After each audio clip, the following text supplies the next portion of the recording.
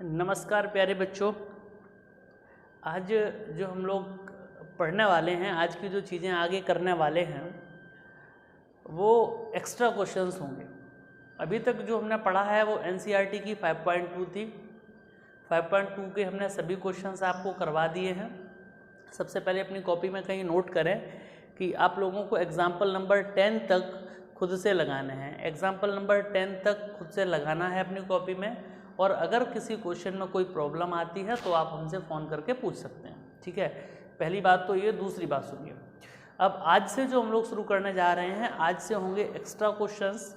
जो भी मैंने पढ़ाया है अभी तक, जो मैंने टॉपिक, तो जो ए एन वाला फॉर्मूला था जो हमने पढ़ाया है आपको, वो ये था a n is equal to a plus n minus 1 into d. और जो a n is equal to a plus n minus 1 into d है, इसी के बिहाफ पे सारा काम किया है अभी तक, और अब भी जो करेंगे वो इसी के बिहाफ पे कर रहे होंगे। मैं आपसे बस ये कहना चाहता था कि जितने भी आप क्वेश्चंस को लगा रहे हैं, जितना भी आप काम कर रहे हैं, सबकी प्रैक्टिस बहुत ज़बरदस्त होनी चाहिए। अगर आपकी प्रैक्टिस अच्छी नहीं है तो फिर ये सब कुछ बेकार है, जितनी भी मेहनत हमने की है। तो a n is equal to a plus n minus 1 into d, इस फॉर्मूले का, इस मूल मंत्र का प्रयोग करते हुए अब जो एक्स्ट्रा क्वेश्चंस हम शुरू करने जा रहे हैं, इनको आप अपनी कॉपी में हेडिंग डाल लीजिए एक्स्ट्रा क्वेश्चंस। ठीक है, एक्सरसाइज तो कर ली होगी 5.2, एग्जाम्पल्स भी लगा लेंगे। पहले एग्जाम्पल्स को एक बार देख लीजिएगा, एग्जाम्पल्स लगा लीजिएगा, उसके बाद फिर ये शुरू कीजिएगा यहाँ से कि या आप पेज छोड़ दीजिए, 2 पेज की 3 पेज, जितना भी आपको लगता है कि एग्जाम्पल्स जितने हम लग सकते हैं। उसके बाद से अब हम शुरू करने जा रहे हैं कौन सा पार्ट, ये है एक्स्ट्रा क्वेश्चंस का पार्ट। और हमारी कोशिश ये रहेगी कि ये जो कॉन्सेप्ट है एक्स्ट्रा क्वेश्चंस वाला, इसमें हम आपको लगभग उस हर प्रकार का क्वेश्चन करवा दें जो आपके बोर्ड में अधिकतम पूछे जाते हैं, या जिन क्वेश्चंस से के माध्यम से आप 3 या 4 नंबर डायरेक्टली प्राप्त कर सकते हैं। ठीक है, तो सबसे पहले एक छोटे से क्वेश्चन से शुरुआत करते हैं। क्वेश्चन आपको, हर एक क्वेश्चन आपको यहाँ पर लिख करके दिखाई दे रहा होगा। जब भी हम क्वेश्चन को बोल रहे होंगे तो वो क्वेश्चन यहाँ लिख करके आएगा। आप वीडियो को पॉज करके क्वेश्चन को वहाँ पे नोट कर सकते हैं। क्वेश्चन ये है कि if the nth term of an A P is 5n minus 2, किसी ए पी का, मैं इसको हटा देता हूँ, फॉर्मूला आपको याद होगा, किसी ए पी का जो nth टर्म है वो कितना है, 5n माइनस 2 है। कितना है मेरे भाई, 5n माइनस 2 है। तो फाइंड इट्स, नंबर 1, इसका पहले क्या फाइंड करना है, फर्स्ट टर्म बताना है कि इसका फर्स्ट टर्म कितना है। दूसरा, सेकंड पॉइंट, इसमें क्या बताना है, इसमें सेकंड पॉइंट हमको बताना है कॉमन डिफरेंस बताना है। क्या बताना है, कॉमन डिफरेंस बताना है। और क्या बताना है, नंबर 3, तीसरी बात क्या बतानी है इसमें, 19th टर्म बताना है। 19th टर्म आपको यहाँ पे बताना है। ठीक है, तो ये 3 चीज़ें जो है वो आपको पता लगानी है, और कैसे पता लगानी है वो हम आपको बताएंगे। उसके लिए आप निश्चिंत रहें, बिल्कुल भी जो भी चीज़ें हैं वो आपको हम बताएंगे, बहुत आसानी से बताएंगे। देखिए यहाँ बोर्ड पे ये जो ए एन लिखा हुआ है, ये ए एन इज इक्वल टू यानी कि जनरल फॉर्म होती है। तो अगर हम इसकी बात करें, यहाँ पर हम n की जगह 1 डाल दें तो a1 इज इक्वल टू क्या हो जाएगा, पूरी में 1 डालोगे, 5 इंटू 1 माइनस 2।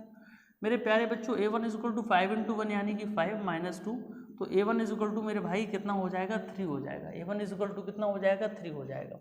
तो आप एक बात बताओ, a1 या a की बात होती है, a1 या a की बात तो होती है। So first term is equal to कितना हो गया, 3 हो गया। पहला टर्म कितना हो गया, 3 हो गया। फर्स्ट टर्म 3, एक आंसर आ गया। दूसरी बात को सुनिए आप, दूसरी बात सुनेंगे, कॉमन डिफरेंस। कॉमन डिफरेंस तो तभी निकाल सकते हो जब 2 टर्म हो आपके पास, 2 लगातार कॉन्जिक्यूटिव क्रमागत दो टर्म हो, तो अगले में से पिछले को घटा दीजिए, और जब अगले में से पिछले को घटाएंगे तो जो अंतर निकलेगा वही तो डी होगा।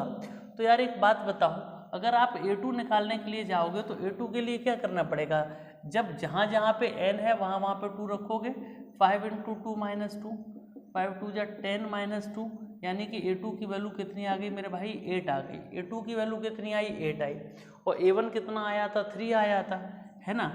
सो हम कह सकते हैं कि जो कॉमन डिफरेंस d है वो क्या होता है, a2 माइनस a1 होता है। तो d is equal to a2 कितना है, 8 माइनस a1 कितना है, a1 कितना था, 3, यानी कि d की वैल्यू कितनी आ गई, 5 आ गई। सुनते जाना बहुत ध्यान से।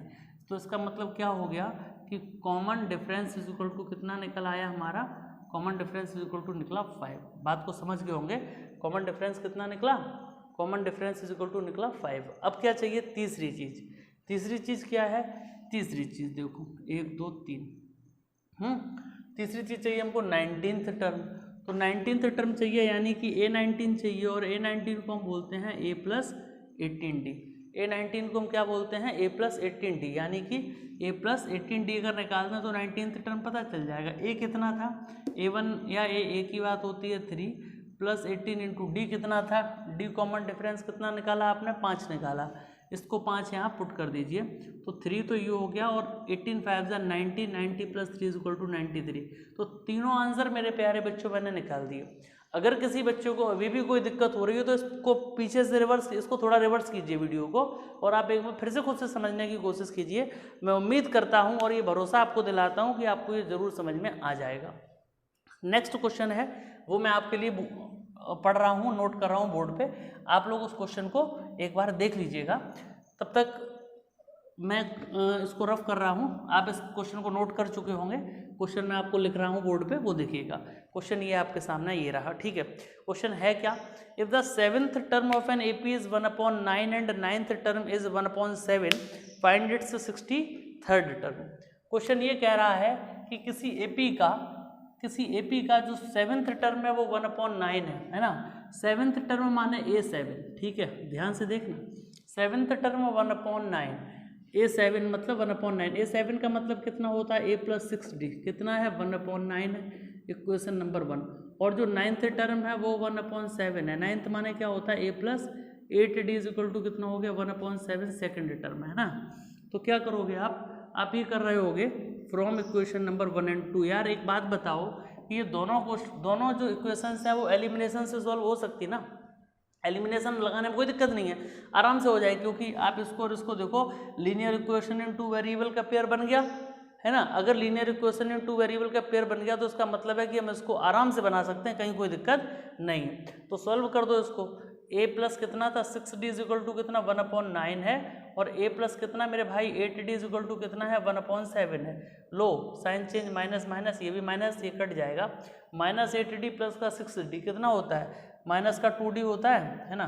और ये यहाँ पे देखो जरा, 1/9 माइनस 1/7, तो आप क्या कहोगे कि -2D = दिखाई भी दे रहा है कि नहीं दिख रहा है? चलो, -2D = 9 7 = 63 नीचे आया, LCM आ गया 63 को 9 से डिवाइड किया 7 माइनस, और 7 9 = 63, तो 9 आया, 9 बन जाए 9। मैं इसको ऐसे कह नहीं सकता था क्या? देखो जरा यहाँ ध्यान से देखो, मैं इसको ऐसे कह सकता था कि -2D = ये कितना बचेगा? माइनस का 2/63। देखते जाना, माइनस से माइनस कटा, 2 से 2 कटा, तो कितना बच गया? D = 1/63 आया। D की वैल्यू निकल आई 1/63। D की वैल्यू 1/63 निकली, इसको सब्सटीट्यूट कर दो, चाहे पहली इक्वेशन चाहे दूसरी इक्वेशन में, किसी में भी। या क्या कह रहे होगे आप? पुट D = 1/63 कहाँ पे? इन इक्वेशन नंबर फर्स्ट, पहली इक्वेशन में डाल दीजिए। ये रही पहली इक्वेशन। तब आप क्या कर रहे होगे? A+6 × D की जगह कितना? 1/63 = कितना? 1/9, ठीक है ना। कुछ गड़बड़ तो नहीं हुआ? ठीक है। तो A+ ये कट जाना चाहिए 3 से, 3 2 = 6 और 3 2 = 6 और 3 1 = 3, यानी कि 2/21। तो ये क्या बनेगा? A = यहाँ देखो बोर्ड पे देखो, मैं इधर हो जा रहा हूँ, यहाँ से लिखता हूँ। ये 1/9 एज यूजुअल रहेगा, और ये 2/21 वहाँ जाके माइनस का हो जाएगा 2/21, ठीक है। 2/21 वहाँ माइनस का हो गया, तो A = इन दोनों का एलसीएम ले लो। 21 और 9 का एलसीएम कितना आएगा? चलो ले लेते हैं। 9 और 21 का एलसीएम कितना आता है? इसको काट लेते हैं 3 से, क्योंकि 2 से तो ना कट रहा, 3 से काटो। 3 3 = 9, 3 7 = 21, 3 1 = 3 7, और ये 7 1 = 7, 7 3 = 21, 21 2 = 42 है ना। 42,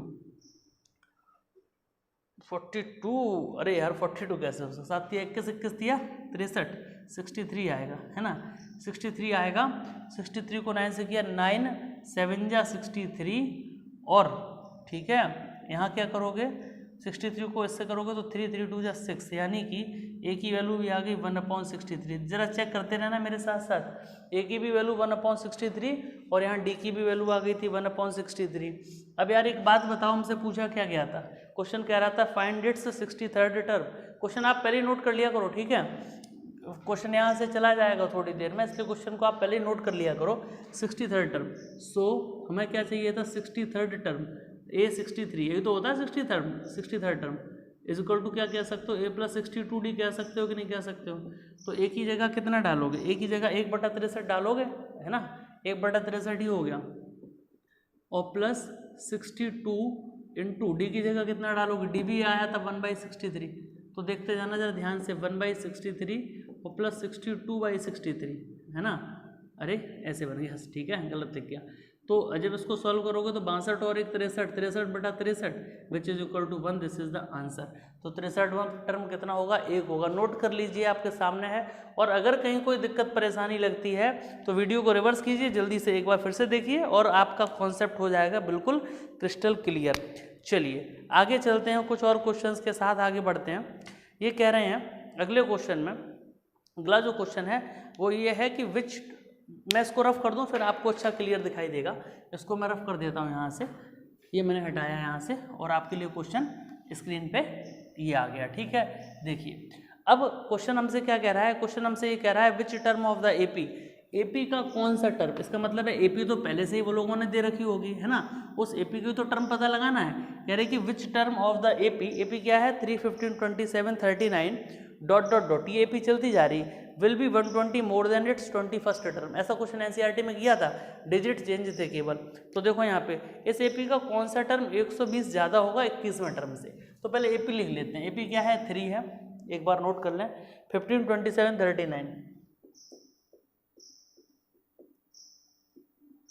इस एपी का कौन सा टर्म कितना ज़्यादा होगा, 120 ज़्यादा होगा किससे, 21st टर्म से। तो लिख दो let nth term be 120 more then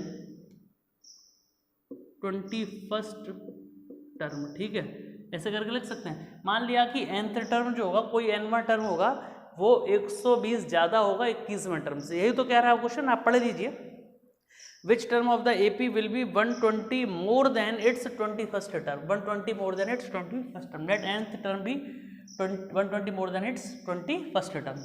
So अब हम ऐसे कह सकते हैं an is equal to, यहाँ पे क्या 21st टर्म A21, ये कह रहे nth टर्म कितना है, ज़्यादा है, कितना ज़्यादा है 120 ज़्यादा है, ये ज़्यादा है ना, ये ज़्यादा है, तो इसमें 120 जोड़ दो, लो हो गए दोनों बैलेंस। अब इसको सॉल्व कर देते हैं। an को क्या लिख सकते हो, a plus n minus 1 into d, और A21 को लिख सकते हो a प्लस 20d, और प्लस कितना हो गया 120, बेटा a से a कटा। इस चीज़ों को फिल करने के लिए ऊपर की हेल्प लेते हैं, n माइनस 1 इंटू डी कितना है, देखो जरा 15 में से 3 गया कितना बचता है, यार सब लोग जानते होगे तो बहुत सरल बात है, 15 में से 3 गया कितना बचा, 15 में से 3 गया कितना बचा 12, is equal to 20 into d कितना है 12 है ही, plus 120, n minus 1 into 12 is equal to 12 दूनी 24, 240 प्लस 120, समझते जाना जरा, n minus 1 into 12 is equal to, इन दोनों का सम कितना होता है 360, 12 तिया 36, 30 बचेगा, n माइनस 1 बराबर 30, तो n की वैल्यू आ गई 31, यानी कि कौन सा टर्म 31st टर्म। सो 30 यहाँ पे लिख देना बाद में, ठीक है, ये लिखना बहुत ज़रूरी होता है ना। सो जैसे लिखना कैसे ज़रूरी होता है, इसका मतलब कुछ नहीं है, आंसर तो यहीं आ गया, लेकिन ज़रूरी इसलिए होता है क्योंकि एग्जामिनर पे एक अच्छा इम्पैक्ट पड़े, समझ में आए कि तुम पढ़े लिखे हो, तुमने पूरी बात को समझाया है। सो 31st term, so 31st term will be कैसा होगा, सो 31st term will be 120 more then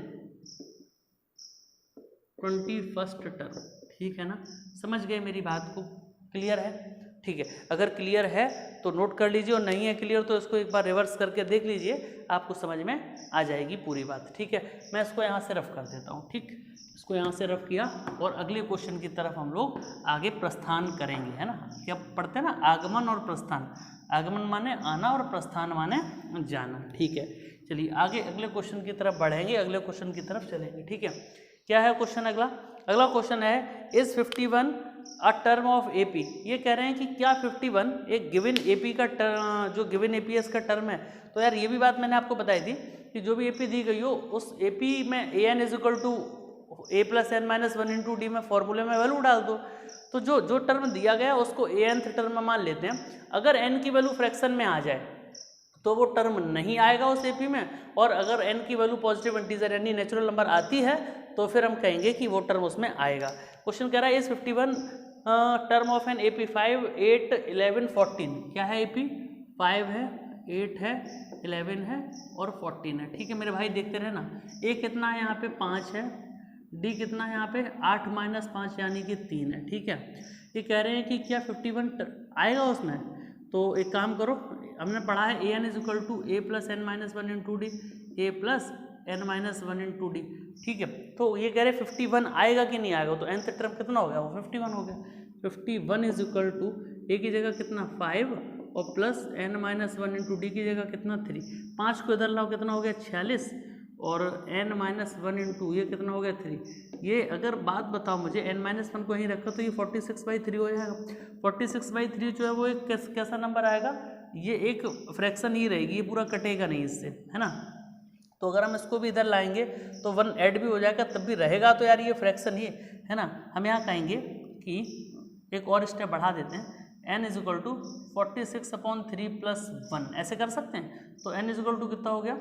LCM आया 3, 46 है ना, और प्लस 3 यानी कि ये बन गया टोटल 49/3। बात को समझ में देना, n की वैल्यू कितनी है? 49/3। तो क्या लिखोगे आप यहाँ पे? आप यहाँ लिख रहे होगे here n is a fractional value. कैसी वैल्यू है? फ्रैक्शनल वैल्यू, या आपकी मर्जी, आप कह सकते हो नॉट अ नेचुरल नंबर। ठीक है, is a fractional value, so 51 will not be term of given AP। क्या कहोगे? Given AP। मेरे भाई अब सभी बच्चों को समझ में आ गई होगी ये बात। अब मैं उम्मीद करूं अगर ये वैल्यू n की जगह कुछ और आ जाती, जैसे मान लो 50 आ जाती, 30 आ जाती, 15 आ जाती, कोई भी नेचुरल नंबर आ जाती, तो हम कहते हैं कि ये टर्म उसमें लाई कर रहा होगा। ठीक है, मैं इसको भी हटा देता हूँ, आप नोट कर लिए होंगे, नहीं किए तो आप वीडियो को पॉज कीजिए पीछे करके और इसको नोट कीजिएगा अपनी कॉपी में। क्योंकि इनको नोट्स में तो लिखना ही लिखना है। ये क्वेश्चंस आपके लिए, ये समझ लो, क्या बोलते हैं, संजीवनी बूटी है ये। क्योंकि अगर आपने इनकी प्रैक्टिस नहीं की तो समझ लो सब कुछ बेकार है। इसलिए ये संजीवनी बूटी है, इसका प्रयोग करें। जो संजीवनी बूटी जानते हो कि नहीं जानते हो? आधे तो जानते नहीं होंगे क्या होती है संजीवनी बूटी। अगर जानते हो तो कमेंट सेक्शन में लिख दो क्या होती है संजीवनी बूटी। ठीक है, चलो। How many terms are there in AP 7, 11, 15? 7, 11, 15 ... आगे क्या कह रहे हैं? 139। इस AP में कितने टर्म्स होंगे? किसी AP में कितने टर्म्स होंगे ये जानने के लिए वो AP फाइनाइट होनी चाहिए। पहली कंडीशन तो ये कहती है। अगर वो AP इनफाइनाइट है तो फिर आप नहीं जान सकते। फाइनाइट होने मतलब फिक्स नंबर ऑफ टर्म। भाई जब तक उसकी लिमिट नहीं पता है, उसका एक रेंज नहीं मालूम है, तब तक आप कैसे गिन सकते हो?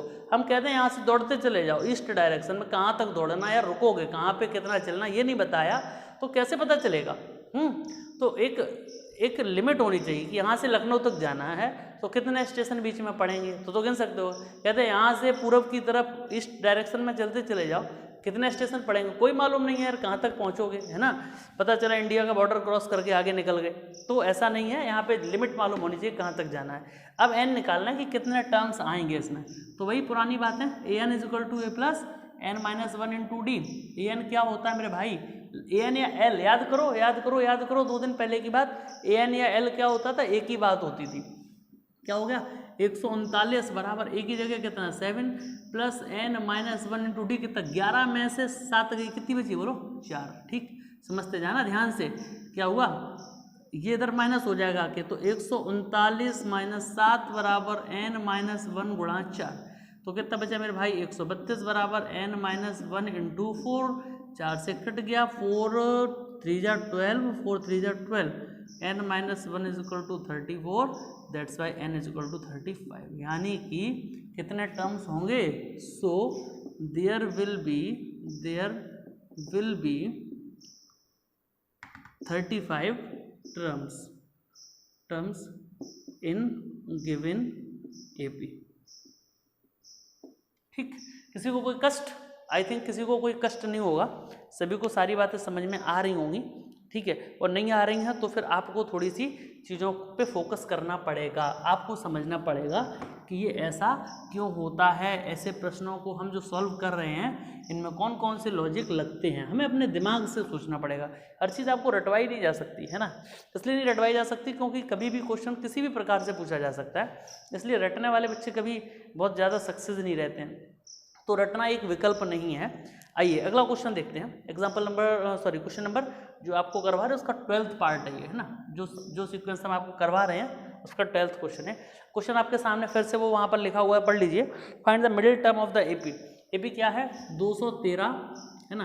ये क्वेश्चन मैंने एक दिन आपको जब पढ़ाया तो उसके लास्ट में दिया भी था, कुछ बच्चे पूछ रहे थे डाउट में भी, तो उनके लिए भी हो सकता है ये उनको हेल्प करेंगे।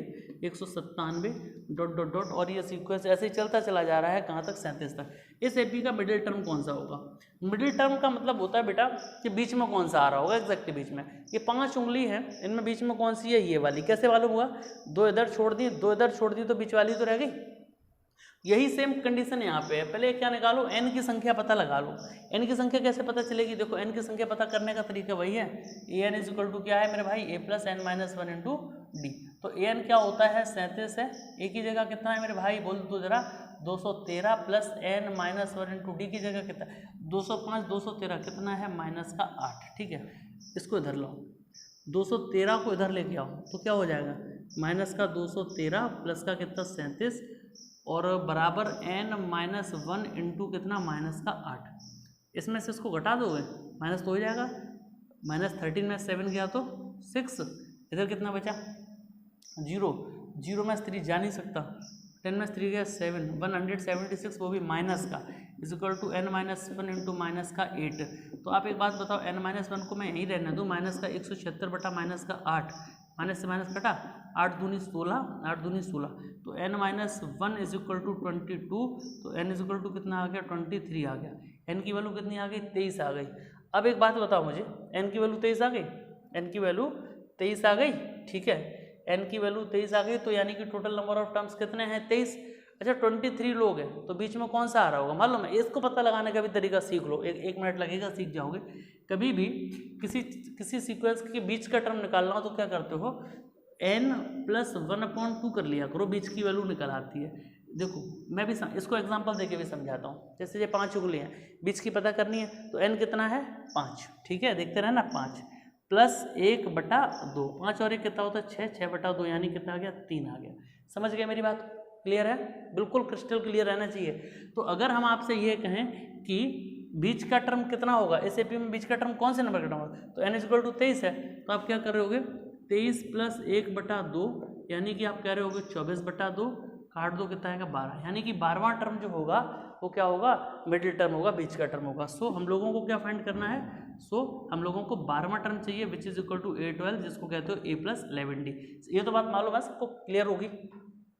तो a की वैल्यू कितनी है? इसको देखो ऊपर से, a की वैल्यू कितनी है? 213 और प्लस 11 इंटू डी की वैल्यू कितनी है? डी की वैल्यू अभी आपने निकाली थी 105 माइनस 113, तो माइनस का 8 आया था, है ना। तो 213 और 11 8 जा 88, घटा दो इसमें से, 13 में से हट गई तो कितनी बची? 5, है ना। 0 में से जा नहीं सकती, है ना, तो क्या हो गया? 125, हाँ ठीक है, 125 जो है वो क्या होगा? इसका मिडिल टर्म होगा। 125 will be the middle term. सभी बच्चों को मुझे उम्मीद है कि ये बात क्लियर हो गई होगी, इसमें किसी को कोई कन्फ्यूजन, कोई डाउट नहीं रहा होगा, ठीक है।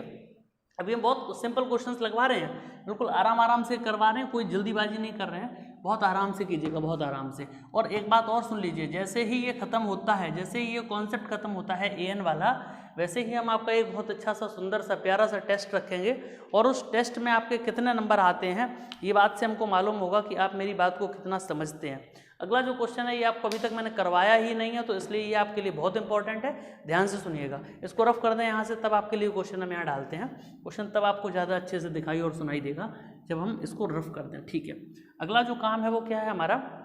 अगला काम है, ये कह रहे हैं कि which term of the AP क्या है? 24, 21, 18, 15, 24, 21, 18 और 15, इस एपी का कौन सा टर्म है? कैसा? First negative term. First negative term, इस बात को जरा ध्यान से सुनना, ये बिल्कुल नई बात है आपके लिए। First negative term. First negative term का मतलब है कि ऐसा पहला वो कौन सा टर्म होगा जो नेगेटिव होगा। तो नेगेटिव संख्या शुरू कहाँ से होती है? जब ये आप एपी को ऑब्जर्व करोगे तो देखोगे घटते हुए क्रम में जा रही है, घटते हुए क्रम में। तो जब घटते हुए क्रम में जा रही है तो कहीं ना कहीं इसमें जीरो वगैरह भी आएगा, जीरो के बाद फिर माइनस आना शुरू हो जाएगा। तो नेगेटिव टर्म कहाँ से शुरू होते हैं? जीरो के जस्ट बाद से। नहीं समझ में आया तो यहाँ देखो, ये रही हमारी प्यारी सी नंबर लाइन, यहाँ कहीं जीरो होता है, 1 होता है, 2 होता है, 3 होता है, 4 होता है, ऐसे तो होते हैं, -1 -2 -3 होते हैं ना,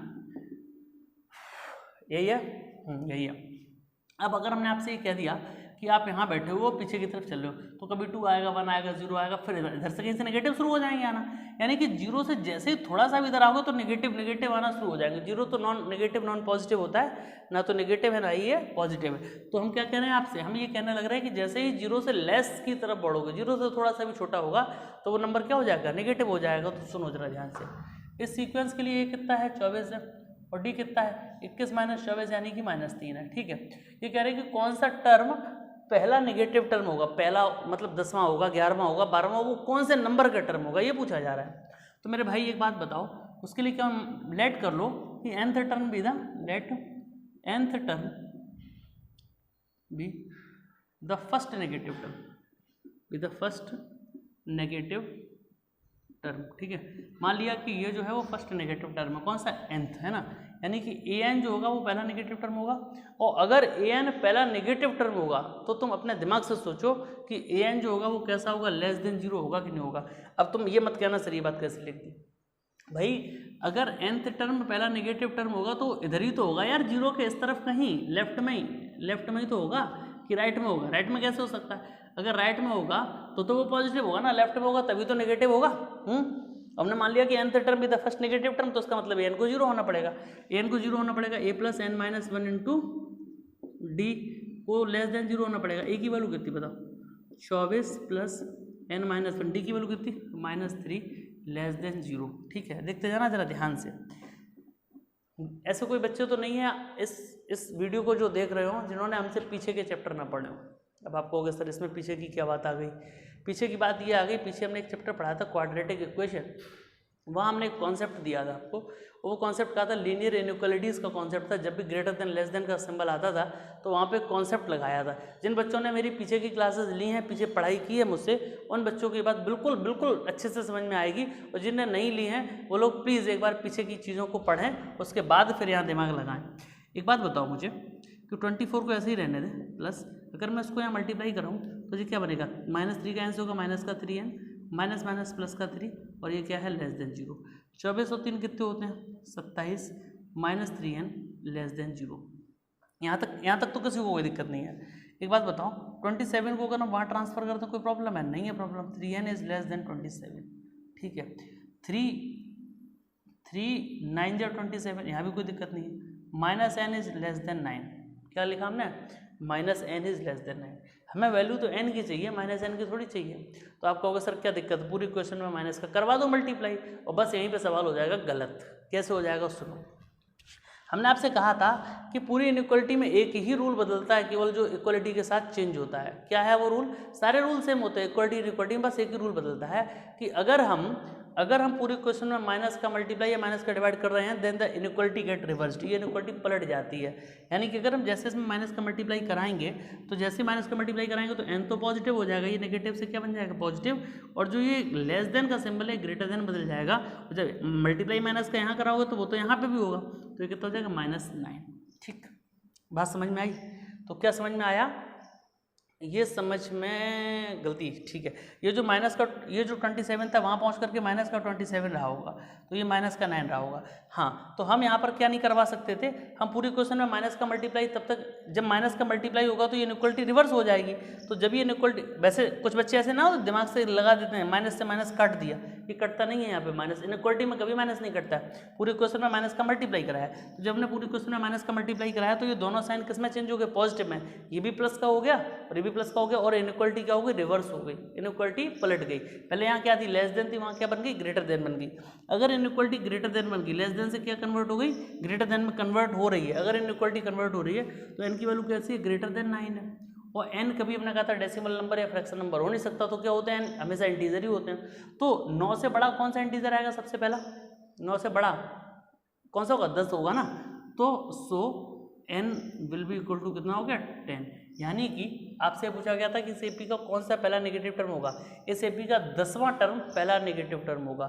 सो 10th term will be first negative term, first negative term, 10th term will be first negative term. देखो कुछ बच्चे ऐसे होंगे जिनको ये बात समझ में तो आई होगी लेकिन मानना नहीं चाह रहे होंगे कि ये क्या हो रहा है। देखो मैं गिनवा दूँ, 3 3 का अंतर हो रहा, 24 21 18 15, 15 के बाद कितना है 12, 12 के बाद 9, 9 के बाद 6, 6 के बाद 3, 3 के बाद 0, 0 के बाद -3, ये तो आएगा। 1 2 3 4 5 6 7 8 9 10 है पहला नेगेटिव टर्म के नहीं है, चेक कर लो आराम से। कहीं भी कोई कन्फ्यूज़न लगे, मेरी बात कहीं समझ में ना आए, प्रैक्टिकली प्रूव करके देख लो, मुझे कॉल कर लो, मैं समझा दूंगा। ठीक है, मैं उम्मीद करता हूँ आज जितने क्वेश्चंस लगाए हैं आप लोग घर पे प्रैक्टिस करेंगे, घर पे पढ़ेंगे और उसके बाद अगर कोई डाउट होगा तो मुझसे पूछेंगे। आप सभी लोग जितना हो सके, इसके बाद जो हम करवाएंगे आगे के क्वेश्चन वो थोड़े से और टिपिकल हो जाएंगे। ठीक है, ये बहुत सिंपल क्वेश्चन थे। तो चलिए अब